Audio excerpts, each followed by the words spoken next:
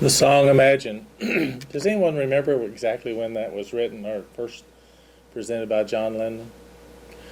I didn't understand the song when I first heard it. I was very much caught up in the denomination that I was a part of at the time, and I did not understand at all what he was talking about in the song. And I remember that very clearly, not understanding. I think it was in either the late 60s or maybe the early 70s. And I had such a different perspective than I have today. I have a very different perspective today, and that's why I used Paul's saying from the book of Acts, the 10th chapter, the 34th verse, I think, when he's saying, that's after he had the vision on the rooftop of the blanket coming down of all different kinds of animals, and some animals that the Jews considered unclean. Of course, the discussion going on at the church of the time and the group that became known as Christians was whether they were going to include Gentiles into their midst without first becoming Jews themselves. The original group was all Jews, all Jewish. It was a Jewish sect that really formed up around after Jesus died, but now people from the outside were wanting to come in. And the Jews saw them as different, so they had to become like them for most of them to want to accept. So this was the big debate that was going on at the time. And Peter goes up to the rooftop, and which was a little patio, raised patio really on the house, and evidently it was cooler up there, so he went up there to take a nap, and then he visioned God bringing down this blanket with all different kinds of things and saying, "Eat." And he said, "But God, I can't eat some of those things. They're against our rules. They're against your rules. But you're telling me to do that." So this was about differences. And God was trying to tell Peter through that vision, I think, that there really is no differences. The Jews had made a very clear delineation between them and other people. And God was saying, don't do that. And Peter recognized that what that meant was God doesn't play favorites, because the Jews thought he did. They were his favorites. And everything was about them.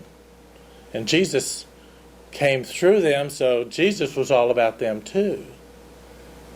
But now the wider world was beginning to want to be included in their process. So they're having this really lengthy discussion about that. And God sends a message, if we want to believe it that way, that's not necessary. It was a big deal at their particular time. I think, though, it goes on, and it's still going on today. I think religion is really about favoritism. I believe that every religious group thinks that they're God's favorite. I see some heads nodding. I think that is still the problem, that they believe the opposite of what Peter said. I think most groups believe the opposite. We're God's favorites. I think the Jews still believe that. I think all denominations, and whether they say it exactly or not, so that's why there is those separations out there. That's why we're not all one. Because either my interpretation or the way I do my rituals or the way we sing or we don't use music, all the differences that divide us into different denominations have their basis in that thought. We're doing something that God is pleased with more than what other people are doing. How many jokes are there about tiptoeing past the room, or the group that in heaven because they think they're the only ones there? There's countless different jokes that work around that whole thing. It's the same thing. Why do they think they're the only ones there? They're the only ones that God favors. And I think the big mistake that leads us down that road is the way they felt about it at the time too.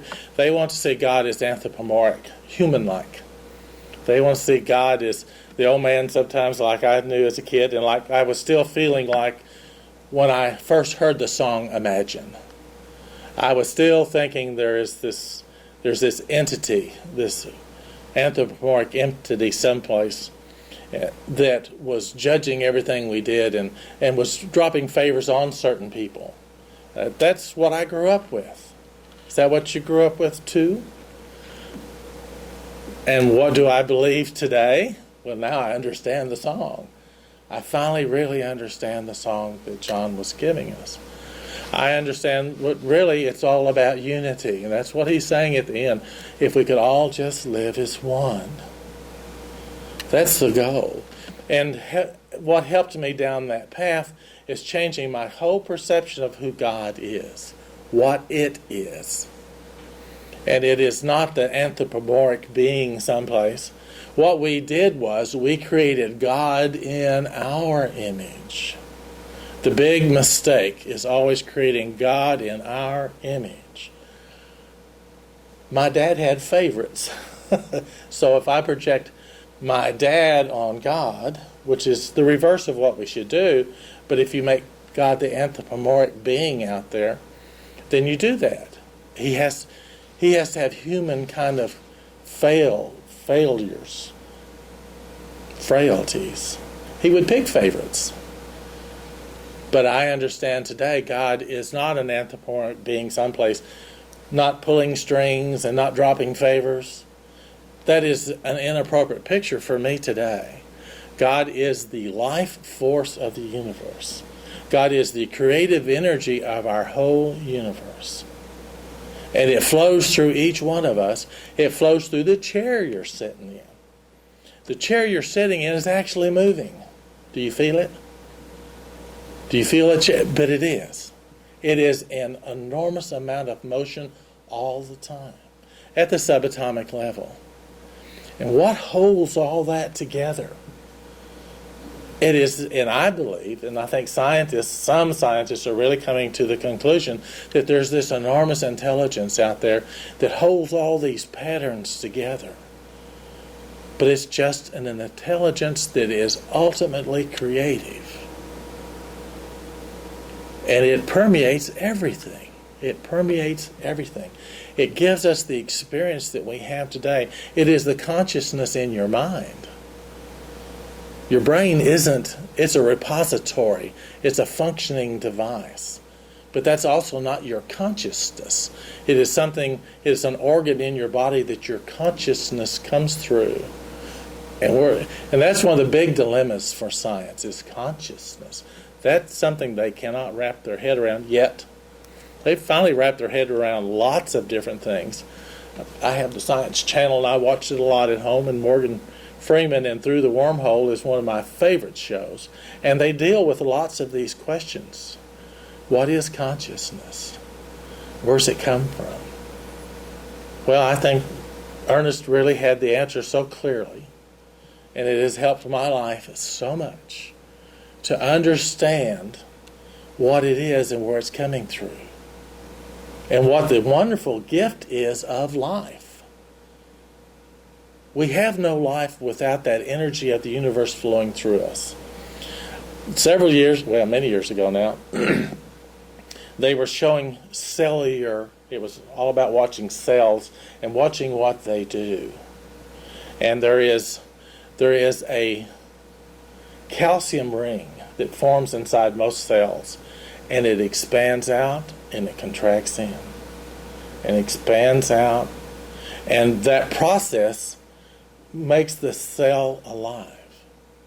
It is the sign that the cell is alive. There is movement at the cellular level inside of every cell in our bodies, and there's some movement going on all the time.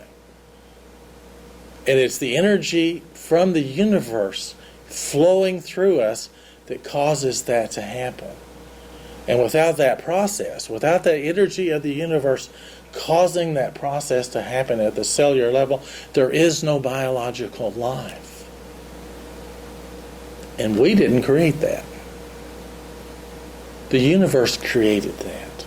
And the universe unleashed it in this particular place, and probably many, many other places in our whole galaxy.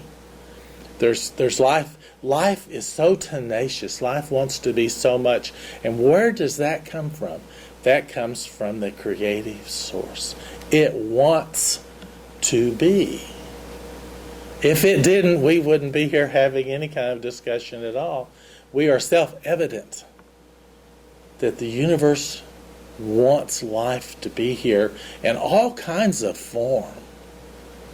I'm reading a book on evolution right now, and it's really having a nice impact on me. It's making me think deeper about things. It comes from the guy who wrote the book is from the religious science point of view, and he's just having really deep discussions with lots of other scientists, and it's all about evolution and what's happening next. We always want to know what's happening next, don't we?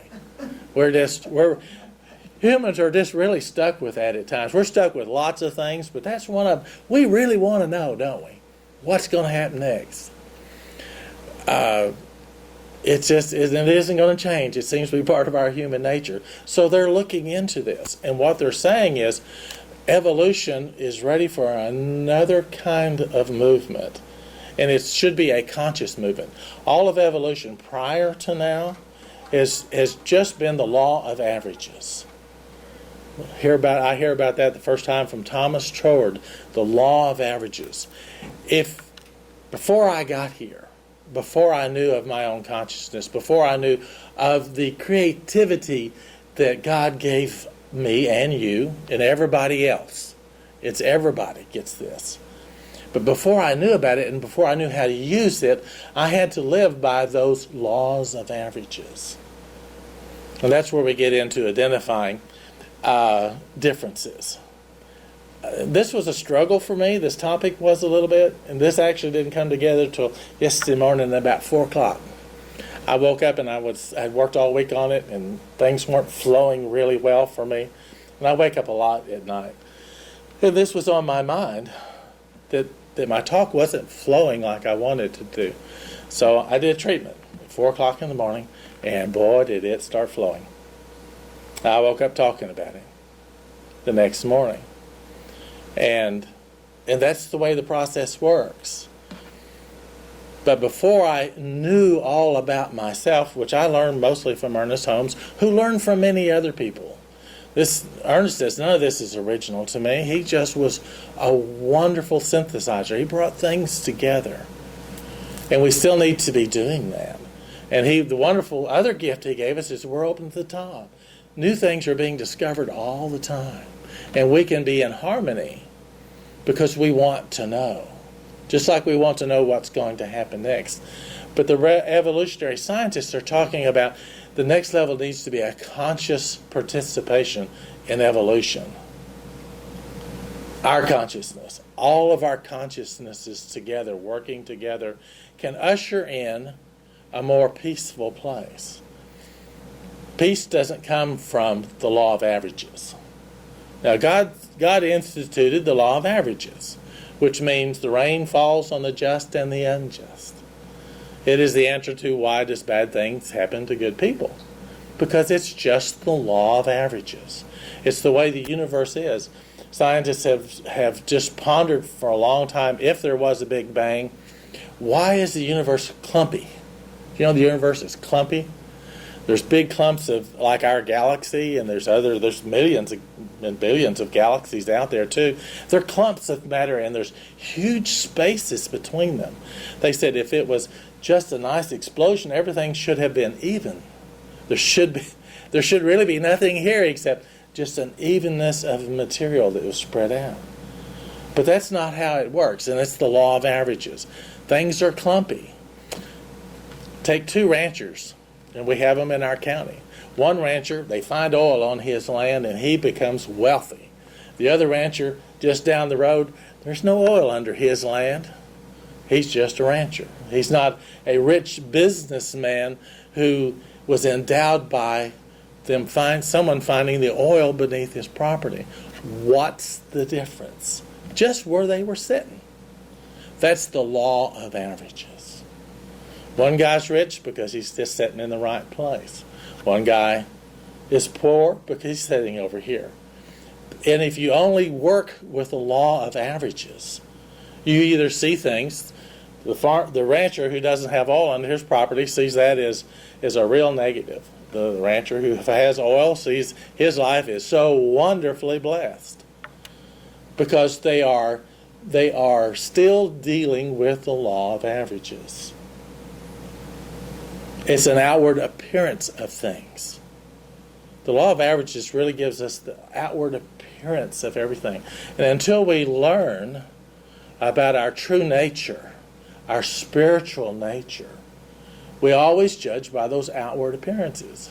I haven't given up all my judgment about that either. But I do much better today. My judgment today is more about spiritual ideas and spiritual entity. The spirit that is within each one of us is so much more important than anything outside of us. It is our real life. Now, the rancher with all the oil wells think his life is awesomely abundant. Well, that also sometimes is a curse. To have too much. If you don't have a lot, sometimes you don't see it that way. But his life can be so held down and held back because of trying to manage all that he's got. And the other rancher who doesn't have that particular wealth situation, but he has his ranch to work with. He has his process he's doing. His life, especially his internal life, can be so much richer than the wealthy rancher with too much to take care of. He can be assailed by people all the time trying to get his money. So his consciousness, his spirit, can be held down by too much. Can be. Doesn't have to be that way. But you have to wake up.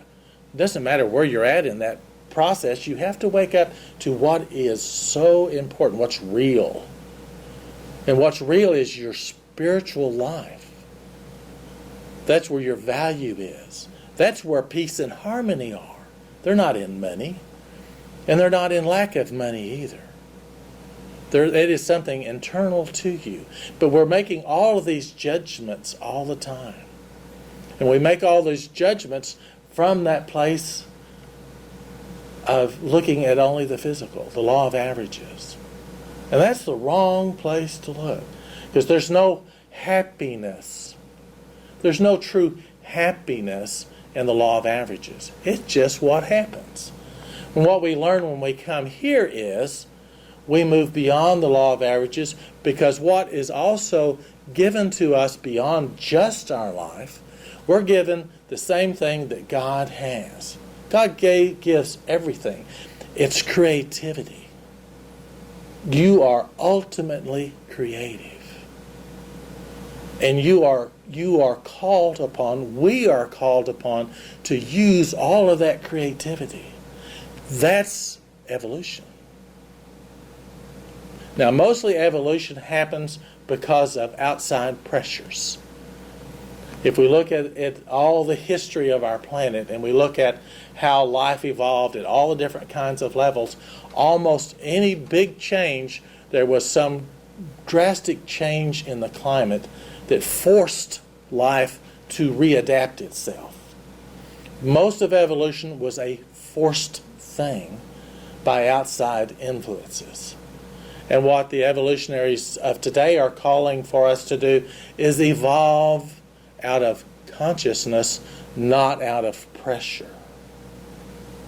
And that calls for each of us to cooperate with the evolutionary process with our own creativity. You are creative. There is always something in you who wants to be born, wants to be let loose. Marilyn's written several books. That is what has happened for her. The creativity inside come out in that way for her.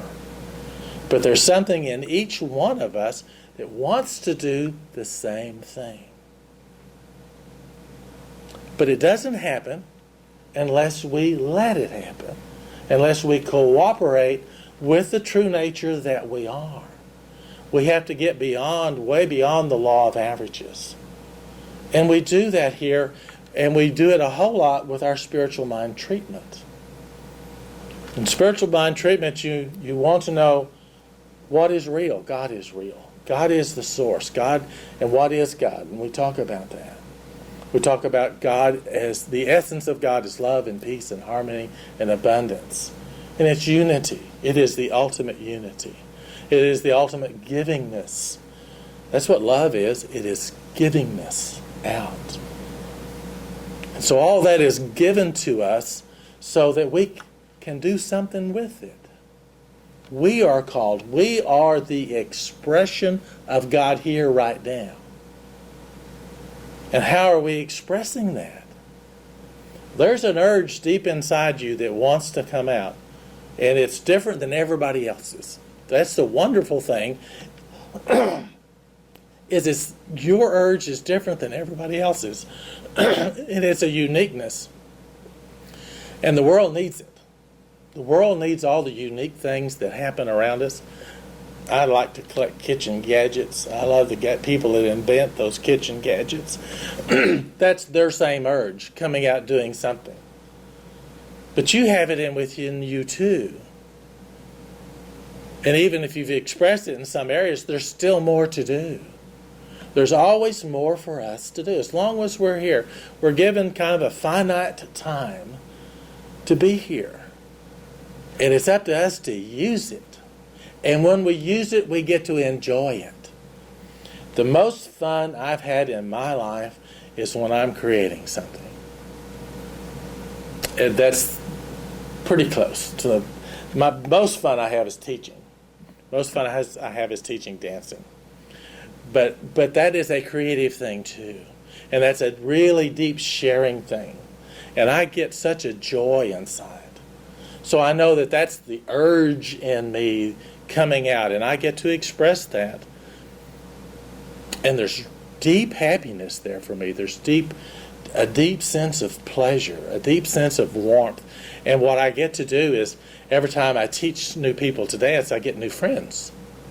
All of a sudden, it is happening right now. We're teaching a new couple cha-cha, and they want to learn. They come to us, and now they're just our best friends. And they are both kind of quiet people, and it's hard for them to come out. It's a little hard to get to know them. And now we know exactly who they are. It opened them up because they wanted the gift that I can give. So it found an outlet, and I get to feel the joy of that outlet, of that coming. And it's God coming through me in my unique way. But you have it too. And it's up to us to unleash it. As we unleash whatever it is inside us, evolution happens. And evolution happens without the pressure, the outside pressure that the law of averages generates around us. And we get to creatively be involved with it. And that's what we're called to do. That's what humanity has always been called to do, is to cooperate with the natural order of the universe. It's real simple. Complicated at the same time. I'm still trying to get over some things from my childhood. But I do better. Reverend Marsh has really been a big help to me over this. Bring myself above it. Know who I really am. Don't drag around all that stuff and think I have to deal with that stuff. Just get above it.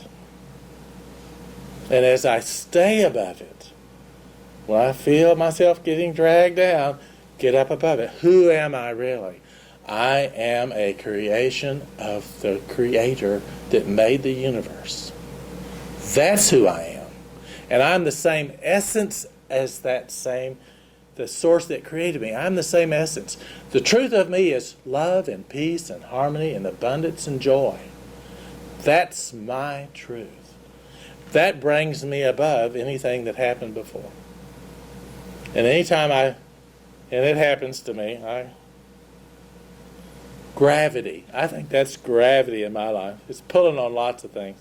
But gravity pulls me kind of back down. It's the way it feels like to me. But then I have the choice to, no, I know who I really am. I know my source.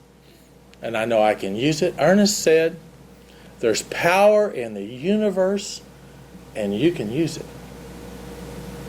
And the next thing is, we don't like to should on ourselves, but we should be using it. If we're not using it, what are we doing? What are you waiting on? Everything you need for a perfect life, whole, perfect, and complete, is God's gift right now. And it doesn't go away. If you missed it today, don't worry. It's still there tomorrow. Of course, they say don't tell lazy people not to worry about that and they can do it tomorrow. I belong to the Procrastinators Club myself. But it's always there. You never miss the opportunity. You only miss maybe the opportunity of expressing it now. But the opportunity to express it tomorrow is still there. It doesn't go away. It doesn't change. And that's my story, and I'm sticking to it. And thank y'all so much for being here this morning.